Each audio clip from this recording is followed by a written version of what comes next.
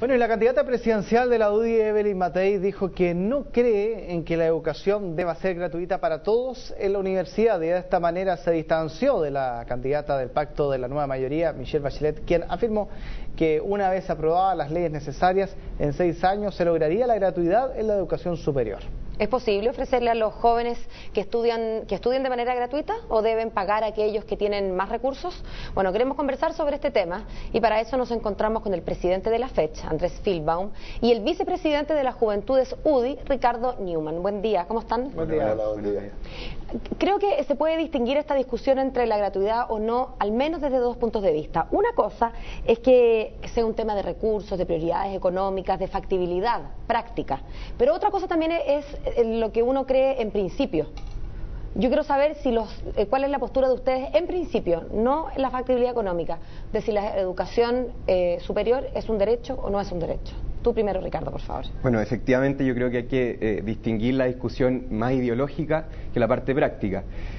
Ojalá pudiéramos decir de forma directa que la educación pueda ser gratis para todos. ¿Tú crees que debería ser gratis para todos? Efectivamente es un derecho social que debería progresivamente irse cubriendo cada vez más. Pero por eso no se puede separar la parte ideológica de la discusión práctica. Cuando hablamos de educación, hablamos de políticas de Estado, más que de gobierno. Cuando un candidato o un político dice yo voy a darle gratuidad a todos en 4 o 6 años, como propone Michelle Bachelet, la verdad es que está mintiendo. Para poder cubrir ese derecho social de la educación de manera efectiva, de manera eficiente, hay que partir de bases mucho más fundamentales que el financiamiento y darle la gratuidad como si fuera el primer punto de partida.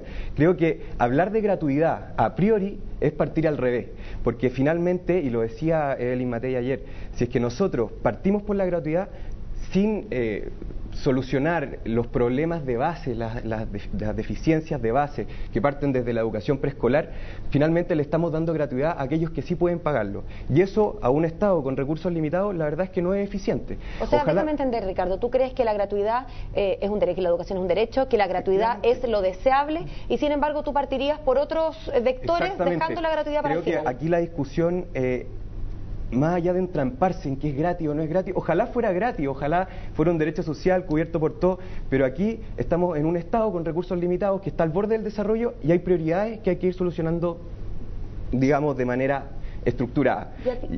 Y en ese sentido, y para terminar, insisto, esta es una discusión de Estado que tenemos que ir construyendo ladrillo por ladrillo. Si es que hablamos de educación gratuita hoy día o en 6 años, como dice Michelle Bachelet, finalmente, ¿qué es lo que va a pasar? Y lo decía Evelyn Matei ayer. Las personas que tienen mayor cobertura de cultura en sus casas o que pudieron acceder a un colegio de mayor calidad, pagado probablemente, van a ser los que van a acceder a las universidades y van a ser finalmente a aquellos los que les van a estar financiando la educación y no los que más lo necesitan. Andrés, ¿cómo lo ves tú? Hay un punto ahí. Efectivamente, hoy en día la gente que tiene más recursos accede a más libros en su casa, más culturas en su casa y mejores colegios. Y en realidad, si mañana la educación fuera gratuita, bueno, los colegios de la Cota 1000 serían los primeros en tomar esos cupos, ¿no? Bueno, yo quisiera partir primero reconociendo que creo que es la primera vez que escucho a alguien de derecha decir que la educación es un derecho. Qué bueno que estén reconociendo por fin que no es un bien de consumo y que realmente con la educación vamos construyendo el país que soñamos. Me quería reconocer eso y en el fondo lo importante que es que caminemos hacia allá. En ese sentido, aquí hay una cuestión que es clara. Nadie está pidiendo gratuidad en el fondo para el mismo sistema que tenemos ahora. Tener este mismo modelo con una universidad del mar, con una universidad SEC, que sabemos que la plata se filtra para la Unión Española, por ejemplo, ese tipo de escándalos, evidentemente no es esa educación que queremos que sea gratuita. Entendemos que una educación gratuita tiene que estar acompañada de reformas importantes como fin al lucro, como fortalecimiento de la educación pública, que garanticen efectivamente una educación de calidad, pero para todos. Ahora bien, lo que sí me parece importante y trascendental señalar es que sin gratuidad no va a haber calidad y no va a haber integración. ¿En qué sentido? Por un lado no va a haber integración, eso se ve claramente hoy día a nivel escolar, tenemos el segundo país más segregado del mundo, justamente porque cuando este famoso argumento de que quienes puedan pagar paguen, en el fondo la libertad de pagar, lo que significa la libertad de pagar para que los que no pueden pagar no estudien conmigo. Si yo puedo pagar 100, el que puede pagar 20 no va a estudiar conmigo y el que puede pagar 500 va a pagar 500 y yo no voy a poder estudiar con él. En ese sentido un sistema pagado es inherentemente segregado. Y en un país que nosotros queremos que no solamente la educación sea de calidad, sino que queremos construir un país más integrado, un país que no tenga esta fractura social tremenda como vemos que está pasando en Chile, la educación tiene que ser gratuita. Estamos hablando siempre de la educación superior, ¿ah? Sí, pero hoy día la educación superior también es un mecanismo fundamental en el fondo, ya con niveles de cobertura tremendos, ¿no es? O sea, y quería hacer una pequeña puntualización más, porque mucho se dice siempre que vamos a favorecer a quienes pueden pagar, que quienes puedan pagar paguen también. Si uno se pregunta quiénes realmente pueden pagar en Chile, si uno ve, por ejemplo, los estudios de la Fundación Sol, básicamente el 2% de Chile tiene ingresos familiares mayores a 3 millones de pesos al mes por hogar. Una familia normal que tiene 3 hijos significa que estamos hablando de 600.000 pesos per cápita para el 2% más rico de la población. Con 600.000 pesos per cápita, con aranceles que valen 400, 500.000 pesos, uno supone que más o menos por ahí uno realmente podría empezar a pagar. Entonces, cuando decimos, bueno, que los que puedan pagar paguen, entonces la educación gratuita tendría que ser para el 98% de la gente, no para el 70%, como está por algún extraño motivo instalado, y entre 98% y 100% ya es unanimidad en el fondo lo que se está discutiendo. Estas 20.000 familias, tú dices, en el fondo ya que se les regala igual. Yo los escucho a los dos y tienen que me llama también la atención, al ver ciertos quizás puntos que llegan bastante en común, a pesar de las diferencias ideológicas que puedan tener. Pero cuando hablan de gratuidad y que los dos dicen que en algún minuto se tiene que llegar a la gratuidad, bueno, ¿cuáles son las diferencias en ese camino para llegar a la gratuidad? Porque ahí yo veo que sí parece que hay grandes diferencias, ¿o no?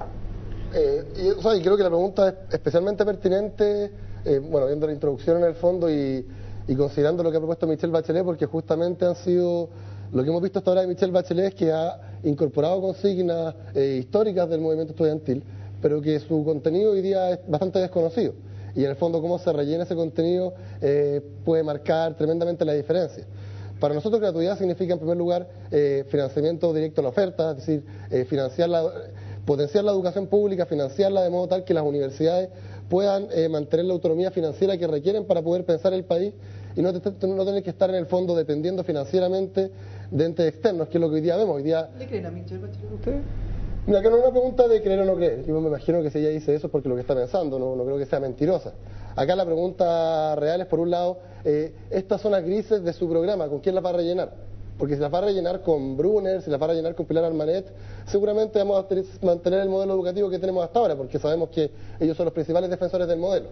Y por otro lado, hoy día es muy fácil imaginarse que si Michelle Bachelet mantiene la convicción que ha prometido hasta ahora, el primer obstáculo no va a estar necesariamente en la derecha, van a ser sus propios parlamentarios. Entonces, ¿con qué te gustaría que rellenara Michelle Bachelet esas zonas grises? Una cosa chica, si hoy día sus propios parlamentarios no son capaces de decir que no a una superintendencia que blanquea el lucro, más difícil va a ser que en un año más sean capaces de realmente aprobar una ley que ponga fin al lucro. Y bueno, yo creo que no solamente Michelle Bachelet, sino que cualquier candidato tiene que entender que hoy día los partidos políticos tienen una crisis de representatividad muy, muy grande y que la única forma que una reforma educativa realmente responda a lo que Chile ha estado exigiendo es que se dialogue directamente con los actores sociales, incluyendo, por cierto, los estudiantes universitarios, pero también los secundarios, los profesores y tantos otros. ¿Sí? No, le quería preguntar a Ricardo. Ricardo, si estamos entonces consensuando en que la educación es un derecho y que por lo tanto tiene que ser gratuito porque es un derecho y que simplemente hay tenemos... matices al respecto que me gustaría hacer, pero a ver, estamos de acuerdo. Respecto. No, efectivamente queremos que progresivamente la educación vaya siendo un derecho y vaya cubriendo cada vez más mayores sectores de la población. Andrés decía que bueno, si es que el que paga, o sea, el que puede pagarla no sea gratuita es solamente un porcentaje muy mínimo. Eso es mentira porque finalmente hay una estructura y hay un sistema de financiamiento con créditos, con becas, que puede hacer que personas que no son esas personas que uno tiene como el prejuicio de que son las más ricas, imaginándose casi que al señor de Monopoly, son personas también de clase media que pueden efectivamente pagar, tanto a nivel de educación escolar, con el copago, o también a nivel de educación superior. Pero que ahí volvemos al tema del derecho. Si ustedes creen que es un derecho, entonces es un derecho. La educación es un derecho, pero eso no implica per se que sea gratuita. Pero te pongo un ejemplo muy corto. Esa persona que le pagan sus papás la carrera, ese alumno sale de la universidad cero deuda y puede trabajar tranquilo. El otro alumno sale de la universidad con una deuda de 10, 15, 20 millones de pesos y tiene que pagarla. Bueno, y no están en el mismo escenario.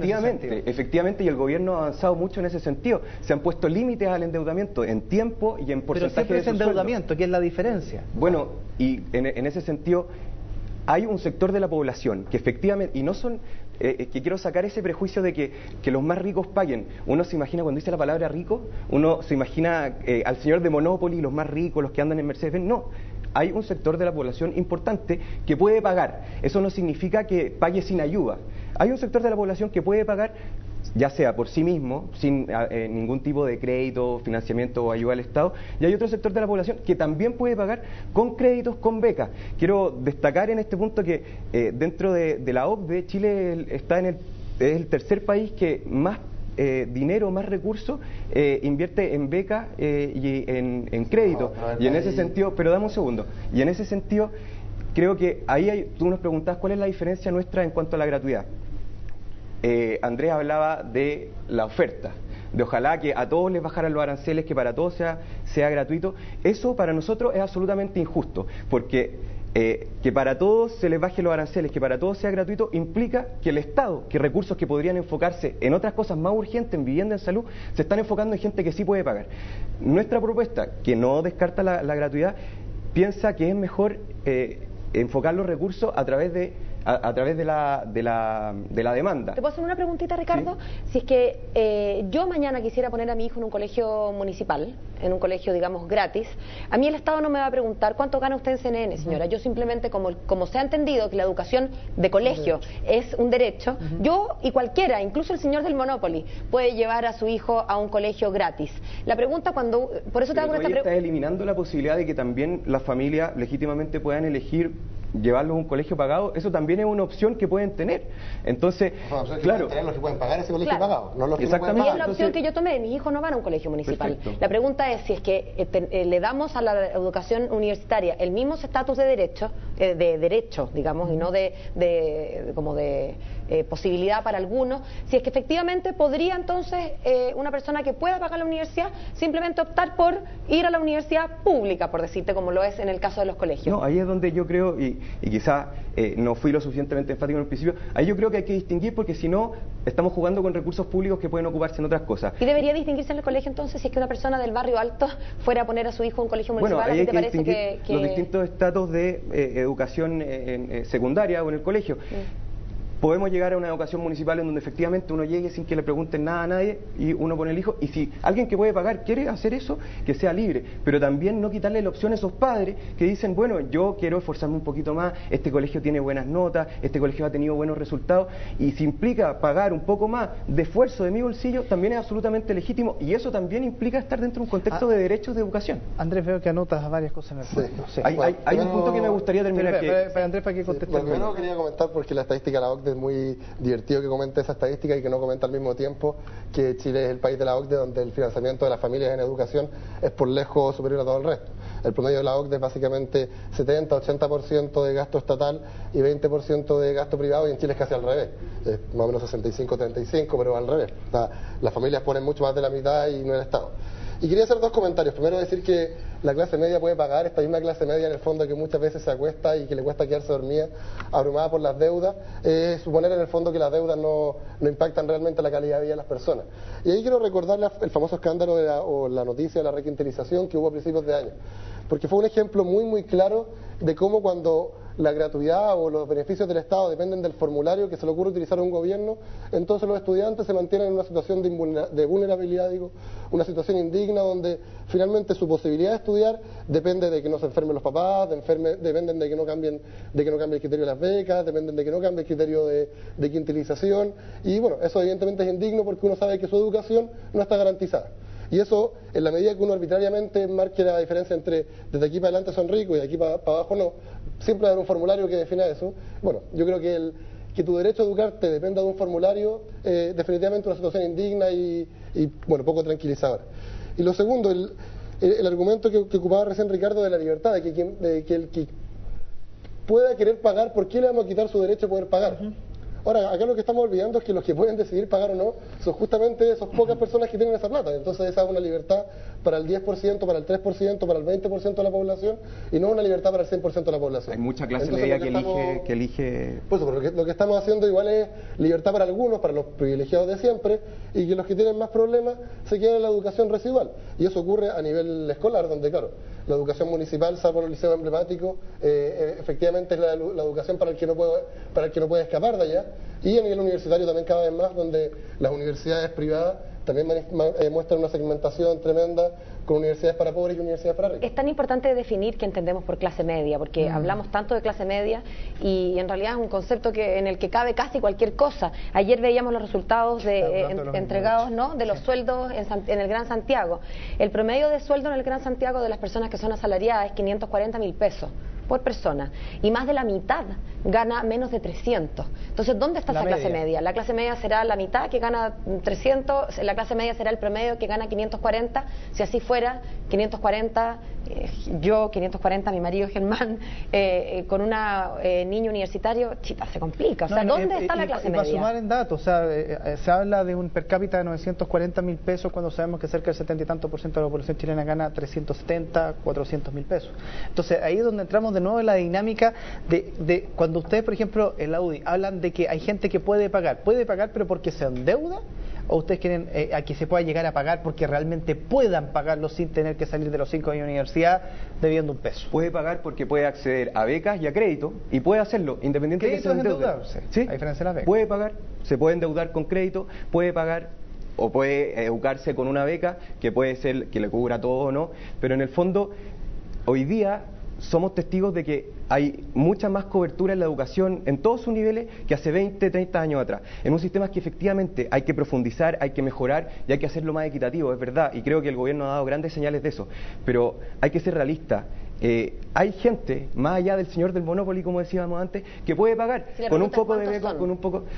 Eso yo creo que tiene que definirse obviamente en función de la política pública, y eso claramente va más allá de esta conversación. Y a mí me gustaría tocar un punto que es fundamental porque de repente se cae mucho en el panfleteo.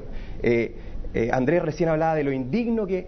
Yo creo que indigno es que el Estado, con recursos del Estado, le pague a gente que, independiente que no sea el señor del Monopoly, pero que con un poco de ayuda del Estado, con becas o con crédito, pueda efectivamente pagar y no asignar esos recursos a urgencias públicas mucho más urgentes. Hoy día somos testigos que la clase media se está buscando, hoy día somos testigos que... Dame un segundo. Pero déjame terminar el punto. Hoy día somos testigos que ha crecido la cobertura en educación y que hay gente con mucho esfuerzo y obviamente con pérdida de sueño, con todos esos dramas que obviamente nosotros compartimos, que está pagando la educación y están saliendo profesionales. Tenemos que avanzar en eso, ojalá subir los créditos, subir las becas. El gobierno de Sebastián Piñera ha duplicado en ese sentido los recursos que se ha asignado, pero creo que finalmente hablar de gratuidad pura y dura es absolutamente injusto, y es lo que decía Evelyn Matei ayer, y por muy políticamente incorrecto que suene, es injusto porque se le está pagando con recursos públicos que pueden asignarse a cosas más urgentes a gente que por sí sola puede pagar o a gente que con un poquito de ayuda, y ojalá podamos profundizar en eso, sí puede pagar también o puede educarse. Andrés, ¿qué quieres hacer una pregunta? Sí, un par de comentarios muy chicos. Por un lado, cuando nos dice en el fondo que el gobierno de Sebastián Piñera ha aumentado las becas y los créditos, es realmente no entender nada de lo que ha estado exigiendo el movimiento estudiantil. Nosotros no estamos pidiendo más becas y más créditos porque entendemos que este sistema universitario en su conjunto es tremendamente injusto y es tremendamente fracasado. O sea, no queremos más becas para que la gente pueda seguir yendo a universidades que obtienen su acreditación en forma trucha. Cuando uno pide una reforma estructural... Perdón que te interrumpa, pero yo creo que nadie... Sebastián Piñera. O sea, cuando hablamos de que el gobierno de Sebastián Piñera lo único que ha hecho finalmente en educación universitaria es bajar la tasa de interés de los créditos y aumentar las becas y los créditos. Pero Andrés, ¿por qué te sorprende? En la práctica hace eso. Y el segundo, sí. Y esa es la pregunta que te iba a hacer, porque nos dicen ¿por qué el Estado va a pagar la educación para todos? Yo creo que a nadie en su sano juicio se le ocurriría, por ejemplo, que el Estado le cobrara a la gente más rica por andar por las calles o por llamar a carabineros cuando lo asaltan. Uno entiende que hay ciertos bienes públicos que para el Estado es una prioridad en el fondo que todo el mundo pueda acceder en forma igualitaria. Hay un punto en términos de la teoría más obvia y más primaria en economía sobre la escasez de los recursos. ¿Qué pasa? Vamos a entrar a la casuística, pero ¿qué pasa con esa familia que gana en conjunto, qué sé yo, 3 millones de pesos, tiene 1,8 hijos, 1 o 2 hijos, y que efectivamente puede pagar? No es lo ideal, yo también creo en el derecho a la vivienda y sin embargo muchos de nosotros seguimos endeudados para tener nuestra casa. Entonces esas familias que efectivamente pueden pagar, cuando el Estado le regala la educación a esos hijos de esa familia, efectivamente está dejando de gastar plata en un hospital en una zona extrema. Hemos visto, por ejemplo, protestas sociales en Chiloé a propósito de la falta de médico, pero de la especialidad más necesaria, que sé yo, no hay traumatólogo, hay que no sé, viajar 8 horas para que a uno le vean una fractura. Obviamente uno quisiera cumplir con las dos cosas, pero lo cierto es que no somos un país así que bruto, que rico, y que los recursos económicos son escasos. Por eso yo te pregunto qué pasa en principio con ese tipo de familia, esa familia, no el del Monopoly, no estamos hablando de la cota 2000. Que muchas veces se trata de prejuiciar en ese tipo de paradigma. Clase media alta, que gana entre el marido y la mujer 3 millones de pesos. ¿Qué pasa con ellos? Sí, o sea, es que ahí la pregunta central y lo que hablábamos al principio es cómo se financia la educación gratuita. Pero cuando uno mira los números, yo recuerdo que el Mercurio, que no vamos a decir que es un diario precisamente amigo del movimiento estudiantil, el 2011 publicó un estudio que decía que la educación gratuita para todos costaría entre 3.000 y 6.000 millones de dólares al año. Cuando uno ve el año 2011 también el diario financiero publicaba que la pura familia Luxich el año 2010 solamente había aumentado sus recursos en más de 8.000 millones de dólares. Es decir, que Chile sí podría ser un país mucho más rico si hiciera una reforma tributaria seria, y eso sin ni siquiera preocuparse de los recursos naturales, que también hay una cantidad tremenda de recursos allí. Entonces, una cosa muy chica. Entonces ahí capacidad para poder pagar derechos sociales básicos, y evidentemente eso significa que se puede demorar un poco, acá nadie pide que sea de la noche a la mañana, pero los recursos están. ¿Y por qué nos parece tan importante? Porque claro, acá no es solamente el hecho de que el Estado en su relación con la persona más rica le financie la educación, sino que significa que se construye un conjunto, un modelo educativo donde los estudiantes son iguales para ese modelo. Cuando uno se pregunta hoy día en Chile, ¿en qué actividades somos todos iguales? Básicamente no hay ninguna. Cuando uno se transporta a la ciudad, cuando uno va a un concierto, prácticamente todo lo que hacemos está totalmente determinado por el tamaño de nuestra billetera. Quizás las excepciones son respirar, ir a la playa, bañarse en el mar, ahí somos todos iguales. Para nosotros la educación tiene que ser un espacio que construya ciudadanía y donde no hayan estudiantes de primera categoría y de segunda categoría. Nos encantaría seguir conversando, pero se nos está... Un segundito para cerrar. Sí, para cerrar. Primero tomar algo que dice, bueno, hay recursos necesarios, podría hacerse una reforma tributaria. Ese argumento es absolutamente falaz, porque una reforma tributaria implica ingresos adicionales para el Estado, que por el principio de no afectación tributaria no pueden enfocarse directamente en uno u otro caso. Entonces, finalmente, reforma tributaria, más ingresos para el Estado, efectivamente, y podríamos enfocarlo en educación, pero esos recursos adicionales se estarían dejando de enfocar en otras cosas. ¿Qué es lo que quiero terminar diciendo yo? Ojalá educación gratuita para todos, partí diciendo eso, pero aquí hay que entender que estamos en un Estado con recursos limitados, con prioridades, y partir de la educación y entramparse además en la educación superior, cuando tenemos problemas gravísimos en la educación preescolar y en la educación secundaria, creo que es entrampar la discusión y finalmente puede terminar en 6 años, como dice Michelle Bachelet, yo creo que va a ser un Transantiago 2.0, pero puede terminar en una política pública absolutamente injusta, porque con recursos del Estado, que pueden dedicarse a vivienda y a salud, se va a estar beneficiando a aquellos que sí pueden pagar. Bueno, no estamos todos de acuerdo, agradecer, pero por lo menos ya hablamos todos de educación. Muchas gracias a ambos. Que estén muy bien. Día. Listo, chao.